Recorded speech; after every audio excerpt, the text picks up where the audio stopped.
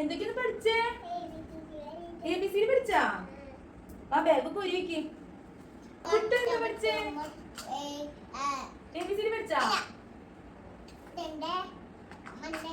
Sunday Monday പഠിച്ചോ? Good boy.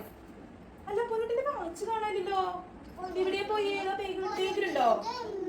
സ്കൂളിൽ പോയോ? പക്ഷെ നോക്കി കുട്ടി വേണ്ട കുട്ടി പൊന്നിട്ടിന്റെ വാച്ച്. ഇപ്പൊ എന്താ ചെയ്യാ? സ്കൂളിൽ ഇപ്പൊ നോക്കിയോ? നമുക്ക് നമ്മുടെ അന്തോണി സ്കൂളിൽ അതിനോട് പറഞ്ഞാലോ?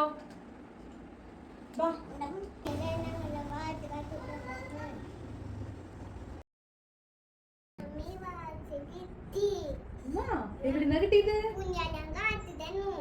ഓ മമ്മി പറഞ്ഞില്ലേ പുണ്യാളിന്റെ മധ്യസ്ഥത്തില് പ്രാർത്ഥിച്ചാ നമുക്ക് എല്ലാം സാധിച്ചു കിട്ടുന്ന്.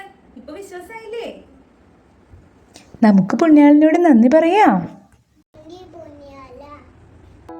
നന്ദിയൊന്നും വേണ്ട മക്കളെ.